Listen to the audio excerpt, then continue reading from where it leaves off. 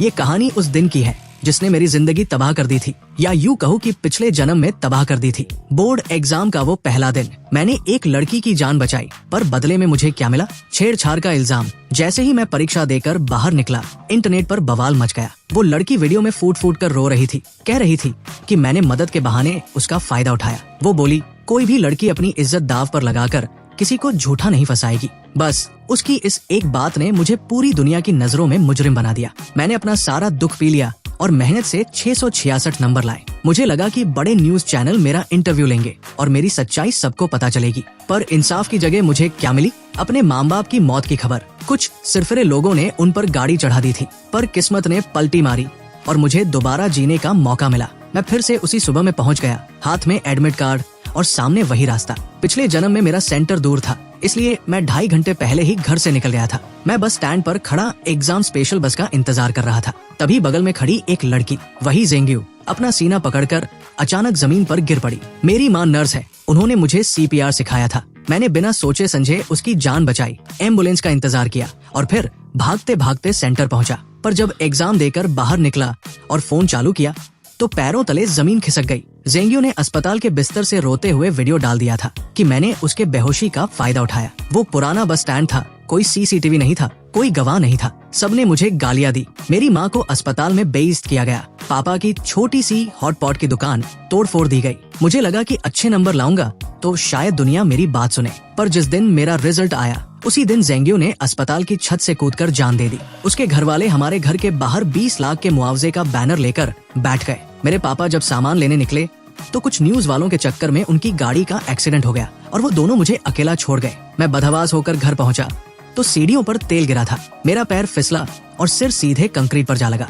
मरते मरते मैंने देखा कि सामने वाली पड़ोसी की बेटी मौली हाथ में तेल की कुप्पी लिए मुझे नफरत से देख रही थी। और अब मैं फिर से उसी सड़क पर हूँ। बस स्टैंड यहाँ से सिर्फ 50 मीटर दूर है। मोड़ मुड़ते ही मुझे जेंग्यू की परछाई दिख रही है, पर इस बार मैं उस तरफ देखूंगा भी नहीं। मैंने अपने कदम रोक लिए। दीवार के पीछे से झांक रहे एक छोटे से फूल को मैंने बड़े प्यार से तोड़ा और अपनी शर्ट के बटन में फंसा लिया। फिर बैग से ईयरफोन निकाले और इंग्लिश की ऐप चलाकर जोर जोर से वर्ड्स रटने लगा। ये सब फालतू लग रहा होगा ना, पर यही छोटी चीजें आज मेरी जान बचाएंगी। सड़क पर एक कंकड़ पड़ा था। मैं उसे फुटबॉल की तरह किक मारते हुए चलने लगा। कंकड़ एक खंभे से टकराकर नाली में जा गिरा। जेंग्यू बस आधे मीटर की दूरी पर थी। वो शराबियों की तरह लड़खड़ा रही थी, पर मैं तो पत्थर के पीछे नाली में कूद गया। झाड़ियों से मेरी आंखों पर खरोंच आई तो मैंने चश्मा उतारकर बैग में रख लिया। नाली सूखी थी। मैंने अपनी आस्तीनें ऊपर चढ़ाई और पत्थरों को साइज के हिसाब से सजाने लगा। धूप में वो पत्थर हीरे जैसे चमक रहे थे। मैंने बड़े चाव से उनकी फोटो खींची और स्टेटस डाल दिया। पिछले जन्म में इस वक्त मैं उसकी छाती दबाकर उसकी जान बचा रहा था और आज मैं यहाँ पत्थरों से खेल रहा हूँ। मैंने एक दिल के आकार का पत्थर उठाया, उसे टिश्यू पेपर से रगड़ रगड़ कर साफ किया और सूरज की रोशनी में ऊपर उठाकर जोर से चिल्लाया, हार्ट। मैं तो गाने भी गाने लगा। बिना चश्मे के मुझे सब धुंधला दिख रहा था, बस हरियाली नजर आ रही थी। तभी मोगरे के फूलों की खुशबू आई। लोहे की जाली के पीछे एक दादाजी पौधों को पानी दे रहे थे। उनके घर की छत पर लगा कैमरा सीधे मेरी तरफ था। मैंने हेडफोन हटाकर कहा, राम राम दादाजी, आपके मोगरे की खुशबू तो मोहल्ले भर में महक रही है। वो खुश हो गए, बोले, बेटा पेपर देने जा रहे हो? मैंने हाँ कहा। उन्होंने मुझे ढेर सारे सुंदर फूल तोड़कर दिए। इस सब में 10 मिनट और निकल गए। तभी कुछ आंटियां झोला लेकर बस स्टैंड की तरफ आती दिखी। मैं फूलों का गुच्छा लेकर उनके पीछे पीछे चलने लगा। एक आंटी ने मुड़कर पूछा, अरे बेटा, ये फूल कहाँ से लाए? मैंने मुस्कुराते हुए अपना चश्मा पहना और कहा, आंटी आपको पसंद है, ये लीजिए। मैंने सारे फूल उन्हें बांट दिए। जब हम बस स्टैंड पहुँचे, जेंग्यू कहीं नहीं दिखी। वो तो बस स्टैंड के पीछे झाड़ियों में गिरी पड़ी थी, जिसे विज्ञापन वाले बोर्ड ने ढक दिया था। किसी को कुछ पता नहीं चला। जैसे ही बस आई, मैं सबसे पीछे जाकर बैठ गया और फिर से कान में ईयरफोन ठूंस लिए। बस चलने ही वाली थी कि एक आंटी की नजर जेंग्यू के गिरे हुए फोन पर पड़ी। फिर उन्होंने उसे देखा और चीख निकल गई उनकी। वो बेचारी नीली पड़ चुकी थी, पर मैंने मुड़कर एक बार भी नहीं देखा। लोग कहेंगे कि मैं रास्ता बदल सकता था या टैक्सी ले लेता, पर क्यों? मैं उसे वही तड़पते देखना चाहता था जहाँ से उसने मुझे बर्बाद किया था। उसे लगने दो कि शायद कोई देवदूत आएगा और उसे बचा लेगा। पछतावा बुरे लोगों को करना चाहिए, मुझे नहीं। एग्जाम सेंटर पर मैं पूरे 20 मिनट पहले पहुंचा। कोई हड़बड़ी नहीं, कोई डर नहीं। पेपर एकदम झक्कास गया। घर आकर खाना खाया और चैन की नींद सोया। सोकर उठा तो फोन देखा। अभी तक न्यूज में कुछ नहीं आया था। पापा और मम्मी घर पर ही थे। मम्मी ने ठंडे पानी से मेरा मुंह पोंछा और बोली, बेटा सुना है आज सुबह बस स्टैंड पर किसी स्टूडेंट को हार्ट अटैक आ गया था, हमारे ही अस्पताल में भर्ती है। वो उसे हमारे ही अस्पताल के आईसीयू में भर्ती किया गया है, पता नहीं बचेगा या नहीं। पापा बोले, हाँ मैंने भी सुना, बड़ा अफसोस हुआ, इतनी कम उम्र और ऊपर से आज एग्जाम का दिन था। पर बेटे तुम ये सब मत सुनो, फालतू में डर जाओगे। मेरे मम्मी पापा कितने भोले और नेक दिल हैं। वो अब भी उस लड़की के लिए हमदर्दी जता रहे हैं कि बेचारा एग्जाम नहीं दे पाया। उन्हें क्या पता कि पिछली जिंदगी में इसी लड़की की वजह से हमारा पूरा परिवार खत्म हो गया था। पिछली बार उसने मुझ पर इल्जाम लगाया था कि मैंने उसे गलत तरीके से छुआ और मेरी मदद को बदतमीजी का नाम दिया था। शायद उसे अब ये आईसीयू वाला नतीजा ज्यादा पसंद आ रहा होगा। दोपहर के पेपर के लिए मेरा बस से जाने का बिल्कुल मन नहीं था। मैंने पापा से कहा, पापा आज आप अपनी स्कूटी से छोड़ दो ना, अपनों को एक बार खोने का गम क्या होता है ये मैं अच्छे से जानता था, इसलिए अब मैं उनके साथ बिताए हर पल को मुट्ठी में कैद कर लेना चाहता था। पापा ने स्कूटी के पीछे वाला सामान ढोने वाला करियर हटाया, सीट को कपड़े से रगड़ कर चमकाया और हंसते हुए बोले, अरे तू तो बाप से भी लंबा हो गया है, पैर कहाँ रखेगा। मेरी हाइट 6 फुट 3 इंच थी और पापा बेचारे मुश्किल से 5 फुट 6 इंच के। मैंने पीछे बैठते हुए उनके कंधों पर हाथ रखा। पापा एग्जाम खत्म होते ही हम सब दादा दादी के पास गांव चलेंगे, ठीक है। पापा ने धीरे से एक्सीलरेटर घुमाया। अभी कैसे जा सकते हैं, तेरी कॉलेज की पढ़ाई है, फिर तेरे लिए घर खरीदने के लिए पैसे भी तो जोड़ने हैं। मैंने अपना सिर उनके चौड़े कंधे पर टिका दिया। पैसे तो कभी भी कमा लेंगे पापा, पर ये छुट्टियां फिर नहीं आएंगी। 3 साल हो गए हम सब साथ में गाँव नहीं गए। पढ़ाई के चक्कर में हम हमेशा अलग अलग ही गाँव जाते थे। पापा थोड़े हिचकिचाए तो मैंने अपना आखिरी हथियार निकाला, उन्हें हिलाने लगा बचपन की तरह। 18 साल का इतना लंबा लड़का जब छोटे बच्चे की तरह जिद करे तो बाप पिघल ही जाता है। अरे ओए सीधा बैठ, गिराएगा क्या। पापा खिलखिला कर हंसे। ठीक है भाई, कल का माल उतर गया है, बस 1 दिन और दुकान खोलूंगा, फिर परसों सीधे गाँव, वही तेरा रिजल्ट देखेंगे, दादा दादी भी खुश हो जाएंगे। एग्जाम सेंटर पहुंचकर जब मैंने पीछे मुड़कर देखा, पापा अपनी स्कूटी थामे बड़े प्यार से मुझे देख रहे थे। मेरी आंखें भर आई। मैंने मुक्का दिखाकर उन्हें ऑल द बेस्ट कहा और अंदर चला गया। पेपर एकदम जबरदस्त हुआ। आखिर मैं अपने स्कूल का टॉपर जो था। अगर ज़ेंग्यू वाला कांड न होता तो मेरा भविष्य कितना सुनहरा होता। शाम को पापा फिर लेने आए। हांग थका तो नहीं, भूख लगी है, पानी पिए जा। उन्होंने थर्मस से पानी पिलाया। मैंने अंगड़ाई ली और कहा, पापा बस अब सोना है। पिछले जन्म में उस हादसे के बाद मैं एक रात चैन से नहीं सोया था। आज तो नींद जैसे आंखों पर चढ़ी जा रही थी। घर पहुंचा, मम्मी नाइट शिफ्ट पर थी। पापा खाना बनाने लगे और मैं नहाकर कमरे में आ गया। इंटरनेट पर अभी भी सन्नाटा था। ज़ेंग्यू की हालत बहुत खराब थी, पर मुझे पता था कि उसके घर वाले कितनी बड़ी आफत है। असली ड्रामा तो अब शुरू होगा। वैसे ज़ेंग्यू मेरी जूनियर हाई स्कूल की क्लास में थी, पर मुझे उसका चेहरा तक याद नहीं था।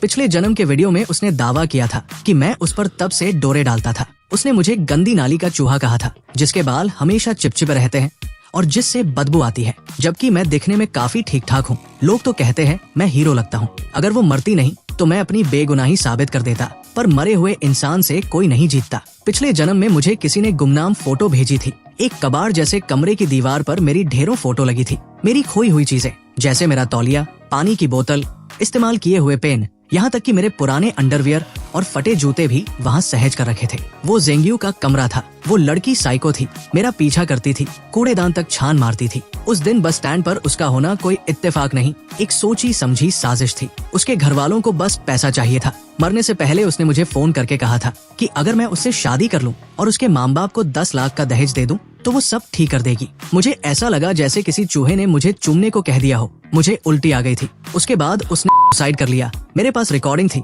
पर दुनिया ने कहा मरने वाला झूठ नहीं बोलता। पर एक सवाल अभी भी था, उसे कैसे पता था कि मैं उसी बस स्टैंड पर आऊंगा। तभी मुझे याद आया, मरते वक्त मैंने अपनी पड़ोसी मौली को देखा था। मौली और मैं साथ ही पढ़ते थे, पर हमारे घरों में कभी बातचीत नहीं होती थी। उसके माँ बाप टीचर थे और बड़े सख्त थे। उसकी जिंदगी का एक एक मिनट उनके हिसाब से चलता था। अक्सर हमारे कमरे की दीवार के पीछे से उनके चिल्लाने की आवाज आती थी, गधी है तू, उस पड़ोस के चाट बेचने वाले के लड़के से कुछ सीख। मेरे पापा ने पहले चाट का ठेला लगाया था, फिर मेहनत से दुकान खोली। वो लोग हमें नीचा समझते थे, पर मैं पढ़ाई में हमेशा नंबर बनाता था, जिससे मौली को मुझसे नफरत होने लगी थी। अगले दिन के पेपर के बाद मैंने दोस्तों के साथ पार्टी का बहाना बनाया और गुपचुप 3 छोटे हिडन कैमरे खरीद लाया। मुझे अपनी ताकत पर भरोसा था, पर इन लोगों की चालबाजियों से बचने के लिए सबूत जरूरी थे। एक कैमरा मैंने घर के पुराने लोहे के दरवाजे के पीछे शुभ लाभ के स्टिकर के नीचे छिपा दिया, दूसरा घर के अंदर और तीसरा अपने कमरे की खिड़की के पर्दे के ऊपर, जहाँ से मौली के कमरे का 2/3 हिस्सा साफ दिखता था। जैसे ही मैंने फोन पर ऐप खोलकर कैमरा चेक किया, मेरे हाथ कांप गए। मॉली के कमरे की दीवार पर मेरी एक बड़ी सी फोटो थी जिस पर लाल पेन से बड़ा सा एक्स लगा था। लाल रंग नीचे ऐसे बह रहा था जैसे खून हो। मेरा चेहरा तीरों से छलनी कर दिया गया था। अब पक्का हो गया था, पिछले जन्म में मुझे बर्बाद करने वाली ये मॉली ही थी। वो गुमनाम फोटो भी इसी ने भेजी होगी। मैंने एक नया फेक अकाउंट बनाया और मॉली का सोशल मीडिया ढूंढा। जो दिखा उसे देखकर रोंगटे खड़े हो गए। उसकी प्रोफाइल जानवरों पर जुल्म करने वाले वीडियो से भरी थी। हमारे मोहल्ले की बिल्लियां और कुत्ते। मैं एक साइको के बगल में रह रहा था। मैंने फौरन उन सबका स्क्रीनशॉट लिया और रिकॉर्डिंग कर ली। तभी उसकी फॉलोइंग लिस्ट में मुझे एक जाना पहचाना चेहरा दिखा। मेरा एक ऐसा फॉलोअर जो कभी कुछ पोस्ट नहीं करता था, पर मेरी हर पोस्ट को दिन में 50 बार देखता था। मुझे शक हुआ, क्या ये ज़ेंग्यू है? इस वक्त मैंने वो दिल वाला पत्थर और अपने घर के आंगन के मोगरे के फूलों की एक साथ फोटो खींची और इंटरनेट पर डाल दी। साथ में एक प्यार भरी कहानी भी शेयर कर दी। एग्जाम खत्म होने के अगले ही दिन मम्मी ने अपनी 15 दिन की छुट्टी ले ली। पापा ने दुकान पर ताला जड़ा और हम तीनों सीधे अपने गांव निकल गए। जब गांव वालों ने गले लगाया तब जाकर कलेजे को ठंडक मिली। पिछले जन्म का वो सारा डर और तनाव जैसे कहीं गायब हो गया। मैं अपने छोटे भाइयों और कुत्ते के साथ खेतों में पागलों की तरह दौड़ता खेलता, पर मेरी नजर अभी भी ज़ेंग्यू की खबरों पर थी। उम्मीद के मुताबिक आईसीयू में 6 दिन रहने के बाद उसे होश आ गया और बिल्कुल पिछले जन्म की तरह उसने इंटरनेट पर रोना धोना शुरू कर दिया। उसने बस स्टैंड पर मौजूद उन 7 आंटियों, बस ड्राइवर और मुझ पर इल्जाम लगाया कि हमने उसे मरते हुए छोड़ दिया। उसकी हालत सच में तरस खाने लायक थी। दिल का दौरा पड़ने और इलाज मिलने के बीच 40 मिनट का गैप हो गया था, जिससे उसके शरीर की बैंड बस चुकी थी। अब उसे जरा सा भी झटका लगता तो उसकी जान जा सकती थी। दिमाग की कोशिकाओं को गहरा नुकसान पहुंचा था और ऑक्सीजन की कमी से उसकी किडनियां फेल हो गई थी। अब वो पूरी जिंदगी डायलिसिस के भरोसे थी। वो 18 साल की थी, एग्जाम देने निकली थी। उसके साथ बुरा हुआ, ये सच है। पर क्या इसका मतलब यह है कि हम सब उसकी बर्बादी का बिल भरें? पिछले जन्म की तरह इंटरनेट के कीड़ों ने बस स्टैंड पर मौजूद हर इंसान की कुंडली खंगालनी शुरू कर दी। मैं सबसे पीछे था, फिर भी सबसे पहले मुझे निशाना बनाया गया। किसी ने मेरी सुबह 6:30 बजे घर से निकलने वाली फोटो डाल दी और सवाल उठाया कि 5 मिनट का रास्ता तय करने में मुझे 7 क्यों बज गए। लोग कहने लगे, भाई इतनी देर क्यों लगाई, इसकी भी गलती है। वाह भाई, गलती है की भी हद होती है। पर इस बार मैं कच्चा खिलाड़ी नहीं था। मैंने रास्ते भर जो फोटो खींची थी और 6:50 मिनट पर जो पत्थर वाला स्टेटस डाला था, वो सब सबूत थे। पापा ने उस मोगरे वाले दादाजी से बात की जो हमारे पुराने कस्टमर थे। दादाजी ने अपने घर के सीसीटीवी की फुटेज दे दी। उसमें साफ दिख रहा था कि 7 बजे तक तो मैं उनसे बातें कर रहा था और फूल तोड़ रहा था। मोड़ की वजह से मुझे बस स्टैंड दिख ही नहीं रहा था। ऊपर से मैंने चश्मा भी नहीं पहना था। बाकी पड़ोसियों के कैमरों ने भी साबित कर दिया कि मैं वही था। बस के कैमरे ने दिखा दिया कि मैं बस स्टैंड पर पैर रखने से पहले ही गाड़ी में चढ़ गया था। मेरा ज़ेंग्यू से आमना सामना हुआ ही नहीं। जब इतने पक्के सबूत सामने आए तो लोगों की सहानुभूति मेरी तरफ मुड़ गई। मैं तो एक सीधा साधा स्टूडेंट था जिसे बेवजह घसीटा जा रहा था। और वो आंटिया, भाई साहब, वो तो प्रोफेशनल फाइटर निकली। जैसे ही ज़ेंग परिवार ने उन पर इल्जाम लगाया, आंटियों ने सीधा उन पर मानहानि का केस ठोक दिया। खासकर वो बॉबकट वाली आंटी, वो तो पूरे शहर की दबंग थी। उन्होंने ज़ेंग परिवार की ऐसी तैसी कर दी। इधर ज़ेंग्यू की हालत ये थी कि उसे होश आते ही वो मेरे प्रोफाइल को दिन में 100 बार चेक कर रही थी। मैंने भी चालाकी की। रोज मोगरे के फूल की फोटो डालता और उस पर मिस यू, लव यू वाले गुलाबी स्टिकर चिपका देता। वो पागल हो गई थी। रात के 3 बजे तक मेरा प्रोफाइल चेक करती थी। मुझे तो लगा था शायद हार्ट अटैक से निपट जाएगी, पर कहते हैं ना, नीम हकीम खतराए जान, और पापियों की उम्र लंबी होती है। उसने सहानुभूति बटोरने के लिए लाइव स्ट्रीमिंग शुरू कर दी। गरीबी का रोना रोया, अस्पताल के बिल दिखाए। कुछ भोले लोगों ने उसे पैसे भी दान कर दिए। फिर आया वो दिन जिसका सबको इंतजार था, रिजल्ट। हम सब कंप्यूटर के सामने बैठे थे। पिछले जन्म में इतने तनाव के बाद भी मेरे 658 नंबर थे। इस बार क्या होगा? मैंने रोल नंबर डाला पर स्क्रीन पर कुछ नहीं आया। पापा पसीने पसीने हो गए।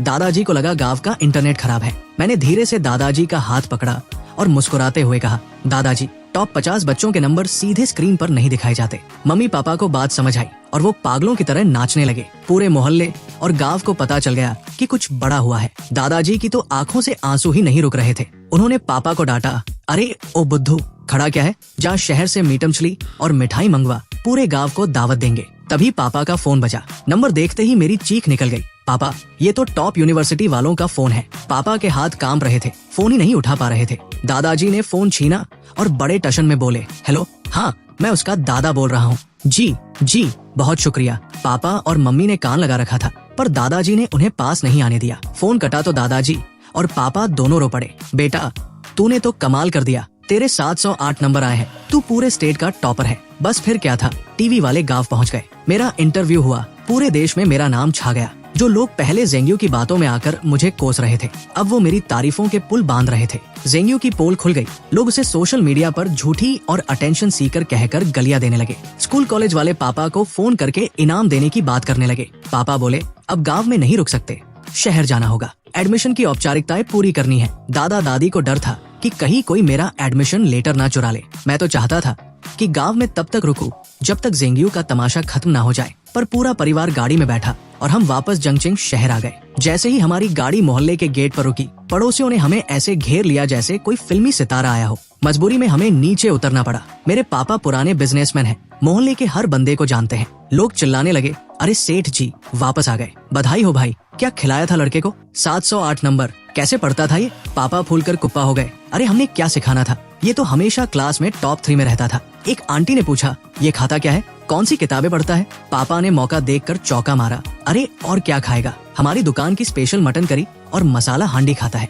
एकदम असली मसालों वाली, दिमाग तेज और पेट ठंडा। पापा ने मुझे आगे कर दिया, मैं भी जानबूझकर पंजों पर खड़ा हो गया ताकि अपनी 6 फुट से ज्यादा की हाइट दिखा सकूं। आंटियां मुझे ऊपर नीचे से देखने लगी, कोई सिर पर हाथ रख रही थी तो कोई गाल खींच रही थी। सब कह रहे थे कितना सुदर्शन लड़का है, खानदानी शक्ल है इसकी। सब अपनी औलादों के लिए मेरा आशीर्वाद चाह रहे थे। बड़ी मुश्किल से पीछा छुड़ाकर घर की तरफ भागा तो पापा ने चाबियों का गुच्छा मेरी तरफ उछाला और बोले, जल्दी जा दुकान खोल और साफ सफाई कर, मैं माल लेकर आता हूँ। तेरी कॉलेज की फीस भी तो निकालनी है। पापा को अभी भी अपने टॉपर बेटे की डिमांड का अंदाजा नहीं था। मैं और मम्मी अभी दुकान झाड़ ही रहे थे कि पूरा मोहल्ला दुकान पर टूट पड़ा। पड़ोसियों ने तो मम्मी को सलाह दे दी कि दुकान का नाम सेठ जी की दुकान से बदलकर टॉपर की दुकान रख दो। तभी मेरे स्कूल के दोस्त भी पहुंच गए। सबका रिजल्ट अच्छा आया था। वो कहते हैं ना, चढ़ते सूरज को सब सलाम करते हैं। आज वही लोग मेरी आरती उतार रहे थे जो पिछले जन्म में मुझ पर सड़े हुए अंडे और कचरा फेंक रहे थे। रात के 12 बजे तक दुकान पर इतनी भीड़ रही कि सारा सामान खत्म हो गया। पूरे बाजार की रौनक लौट आई थी। नुक्कड़ वाली फूल वाली आंटी ने हमें एक बड़ा सा बुके दिया, सूरजमुखी, गुलाब और मोगरा। हम तीनों हाथ में हाथ डाले घर की तरफ चल दिए। मम्मी पापा आगे चल रहे थे और मैं गुलाब के फूलों के पीछे छिपकर एक सेल्फी ले रहा था। जैसे ही हम घर के दरवाजे पर पहुँचे, सामने वाला दरवाजा खुला। मौली के मम्मी पापा बाहर निकले। उनके चेहरे पर एक बनावटी और चापलूसी भरी मुस्कान थी। अरे सेठ जी, बड़ी देर कर दी आज। पापा ने मुस्कुराकर जवाब दिया, हाँ भाई, आज धंधा जरा चोखा था। बस इतनी सी बात हुई और हम अपने अपने घर में घुस गए। मैं सीधा नहाने गया और कमरे में आते ही फोन चेक किया। वही हुआ जिसका मुझे इंतजार था। जेंग्यू मेरा प्रोफाइल देख रही थी। मेरा अकाउंट असली नाम से था और कई दोस्तों ने उस पर कमेंट किया था कि भाई क्या चक्कर है, प्यार व्यार हो गया क्या? मैंने किसी को मना नहीं किया। तभी मैंने अपने कमरे के कैमरे की लाइव फीड देखी और मेरी चीख निकल गई। मम्मी भागती हुई आई। क्या हुआ बेटा? स्क्रीन पर दिख रहा था कि मौली दीवार से कान लगाकर हमारी बातें सुन रही थी। मैंने झट से फोन तकिए के नीचे छिपाया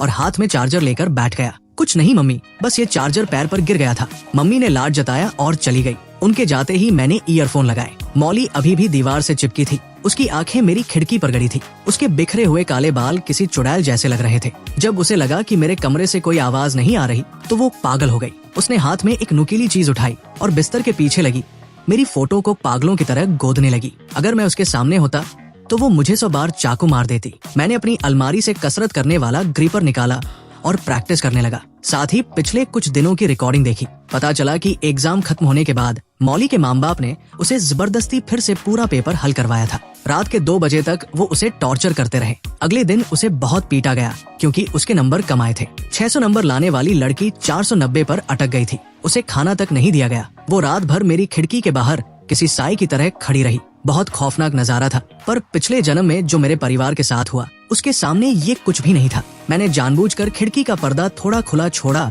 और दीवार के सहारे लगकर एक सेल्फी ली। फोटो में मेरा साइड फेस और मौली के कमरे की वो खौफनाक दीवार एक डरावनी फिल्म के पोस्टर जैसी लग रही थी। मैंने उसे पोस्ट कर दिया और ओनली मी सेटिंग कर दी। जेंग्यू 1 सेकंड में ऑनलाइन आ गई। मैंने फोटो ऐसी सेट की थी कि वो ना तो स्क्रीनशॉट ले सके और ना ही रिकॉर्ड, बस उसके सन की दिमाग पर गहरी छाप छोड़ जाए। इसके बाद मैंने एक गाना शेयर किया, वही गाना जो मौली को बहुत पसंद था। अगले 1 हफ्ते तक मैंने यही ड्रामा जारी रखा। जेंग्यू पागलों की तरह रात रात भर मेरा प्रोफाइल चेक करती रही। जेंग्यू के अस्पताल से डिस्चार्ज होने से 1 दिन पहले स्कूल के ग्रुप पर लोग उससे मिलने जाने की बात करने लगे। एक दोस्त ने मुझे भी बुलाया, पर मैंने सीधा ग्रुप छोड़ दिया और उन सबको ब्लॉक कर दिया। जेंग्यू ने मुझ पर झूठा इल्जाम लगाया था और ये महात्मा लोग उसके पास फल लेकर जा रहे थे।